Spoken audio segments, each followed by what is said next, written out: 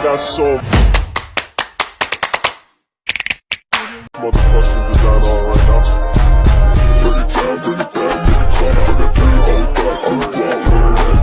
Assalamualaikum warahmatullahi wabarakatuh. Salam, salve, nama budaya, salam kebajikan, dan salam Pancasila. Perkenalkan, nama saya Katarina Resanana dengan NIM 2201070110, mahasiswa semester 3 Program Studi Pendidikan Pancasila dan Kewarganegaraan, Fakultas Keguruan dan Ilmu Pendidikan Universitas Nusa Tenggara Timur. Tujuan utama saya membuat video ini yaitu untuk memenuhi ujian akhir semester Pendidikan Gender yang diampu oleh Ibu Mariana Doko SH MPD. Subordinasi atau penomorduaan, yaitu adanya cara pandang bahwa perempuan itu irasional, emosional sehingga tidak dapat memimpin, karena itu harus ditempatkan pada posisi yang tidak penting.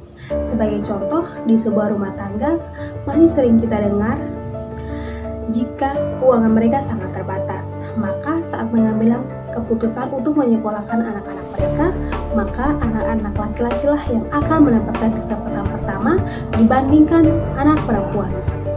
Kenyataan seperti itu sesungguhnya berangkat dari suatu ketidakadilan gender.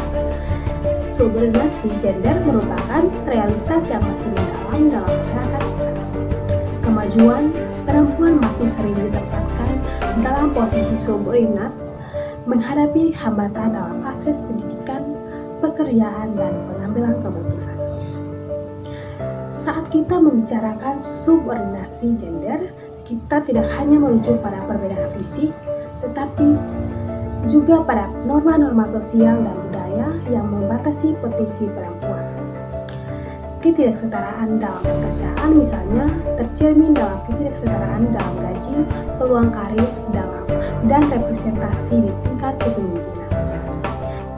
Ketidakadilan gender dalam subordinasi muncul ketika perempuan secara sistematis ditempatkan pada posisi yang lebih rendah dalam berbagai aspek kehidupan, seperti dalam hal ekonomi, politik, dan sosial. Hal ini seringkali terjadi melalui norma budaya, diskriminasi, dan ketimpangan dalam akses terhadap kesempatan serta sumber daya. Dalam banyak masyarakat, perempuan masih menghadapi batasan dalam karir, bayaran yang lebih rendah untuk bekerja yang sama, keterbatasan akses terhadap pendidikan, serta kendala dalam mendapatkan peran kepemimpinan. Semua ini mencerminkan ketidakadilan gender dalam struktur subordinasi yang masih mempengaruhi kehidupan sehari-hari banyak perempuan di seluruh dunia.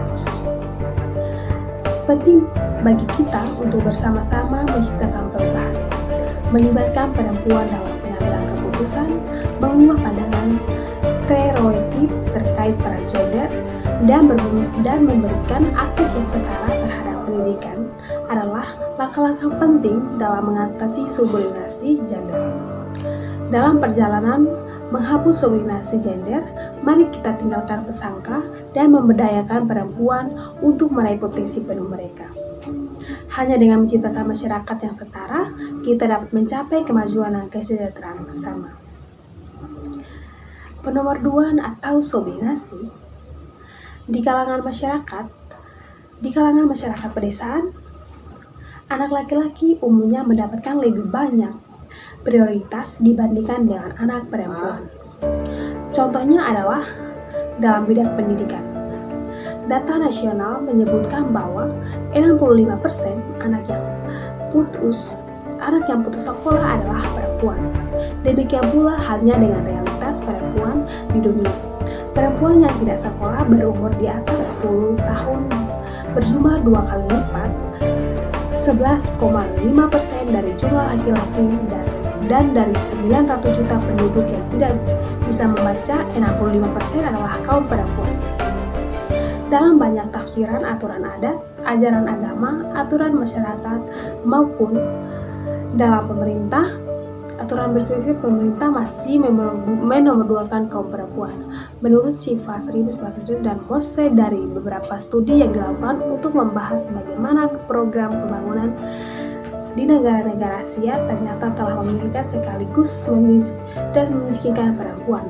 Seperti program revolusi hijau yang menyingkirkan pekerjaan perempuan untuk memanen padi di sawah karena revolusi hijau memperkenalkan jenis subordinasi perempuan yang lumrah berkembang dalam budaya patriarki tersebut mendapatkan perempuan pada posisi yang kurang menguntungkan baik dari segi sosial, ekonomi maupun politik. Posisi ekonomi yang lemah akan mempengaruhi terhadap proses komunikasi dan negosiasi dalam forum pengambilan keputusan, baik itu di rumah tangga atau masyarakat luas. Di Indonesia, perbandingan jumlah laki-laki dan perempuan 1/4, artinya jumlah laki-laki lebih sedikit dibandingkan jumlah perempuan. Akan tetapi, sektor-sektor real perekonomian didominasi oleh laki-laki sehingga untuk sebagian masyarakat Indonesia yang masih berkurang oleh konstruksi budaya tidak adil gender menempatkan perempuan sebagai makhluk pembantu. Di video tersebut, saya berperan sebagai seorang anak dari keluarga tersebut. Jika perempuan Selamat menyaksikan. diikutsertakan dalam kegiatan ekonomi skala makro maupun mikro, maka peningkatan ekonomi mikro di dalam pembangunan daerah misalnya akan lebih cepat terwujud karena terbukanya kesempatan yang sama bagi perempuan, laki-laki dan mendapatkan manfaat dari prioritas dari hasil-hasil pembangunan.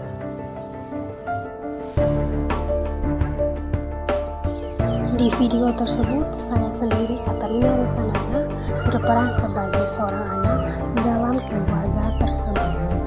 Selamat menyaksikan. Tante ini punya kakak.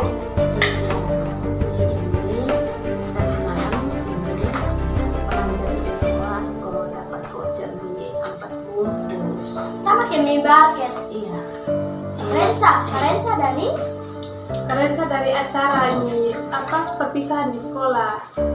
Jadi tadi kan katong ada acara perpisahan di sekolah, teman jadi dari kantor ada omong tentang mau kuliah. Jadi berencana dari kawan ada mau daftar sama-sama di kampus undangan.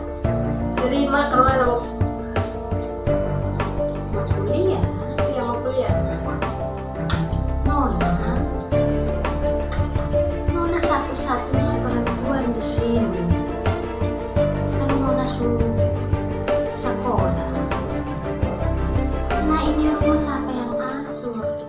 Mama ini semakin hari semakin tua. Nanti siapa mau bantu mama urusin di rumah? Nona mau sekolah, mau kuliah, tapi ketemu ini kebiasaan itu Nona harus di rumah. Nona mau sekolah juga, sekolah habis nanti pulang kembali masuk di dapur masak kasih ketong makan. Ini ujung-ujungnya Nona tetap di dapur. Jadi sebaiknya Nona ini usah sekolah sah. Tapi sekarang perkembangan zaman jadi ini sekarang tidak membedakan lagi laki-laki atau perempuan yang mau kuliah. Jadi sekarang semua itu harus wajib kuliah, tidak lagi ini kayak dulu. Oh tante, tadi mau bilang mau daftar kuliah di kampus undangan, tapi mama diam-diam. Tahu kan mama setuju kosong? Tahu lah itu ini bapak juson ada, kakak juga masih sekolah, Nona masuk lain. Ini bapak mau kosong deh kalau ini kakak adik semua sekolah. Nanti ini rumah kosong, bapak dan mama sendiri. Jadi siapa mau atur ini rumah? Terserah, nanti tunggu bapak datang sah. Tunggu bapak datang, dia harus bilang bapak kuliah. Itu sah. Ya, terserah Nona dan bapak, yang penting bapak mau. Itu sah. Sama-sama, kalian saya. Kuliah ujung-ujungnya di dapur. Mama juga tadi bilang sama kita. Tapi lu juga perempuan dari dulu juga nanti tidak kuliah, lu hanya batas masa. Ada tamu kuliah. Dulu kan omong bilang perempuan nanti tetap di dapur. Jadi lu kan perempuan, jadi lu harus nanti lu juga tetap di dapur, lu tidak kuliah. Tapi tadi mama bilang nanti lu boleh kuliah sampai akhir, kakak yang sudah boleh karena sekarang mama sakit-sakit terus. Nona pun ini kakak nanti sekolah di mana? Kampus undangan. Perempuan, oh ini kakak yang mana? barista. Ini om belum ada ini. Tahu nanti om mau ke Sony. Tante dia ini berat. Nanti tunggu om datang dulu. Nanti om penjualan pasti sama ke perempuan satu-satunya. Itu su. Nanti om datang dulu baru ini kakak nona om dan ibu bapak sate ini tante barang. Mulialah ini bapak sih makin tua. Siapa mau urus ini rumah? Kalau gini dah, bisa tahan, bisa kosong, bisa kuliah. Kuliah juga ujung-ujungnya pulang kembali datang masuk ke dapur. Kalau kawin kan nanti cari kerja di kota. Ini bapak son ada. Nah, terserah sah. Kalau memang bapak datang na om dan bapak. Kalau bapak mau na kuliah, kalau bapak son mau son bisa kuliah ya. Baik, dalam video tersebut, mari kita bersama-sama menciptakan perubahan, melibatkan perempuan dalam pengambilan keputusan, mengubah pandangan stereotip terkait peran gender, dan memberikan akses yang setara terhadap pendidikan adalah langkah-langkah penting dalam mengatasi subordinasi gender. Dalam perjalanan penghapusan subordinasi gender, mari kita tinggalkan bersangka dan memperdayakan perempuan untuk meraih posisi bagi mereka. Hanya dengan menciptakan masyarakat yang setara, kita dapat mencapai kemajuan dan kesetaraan bersama.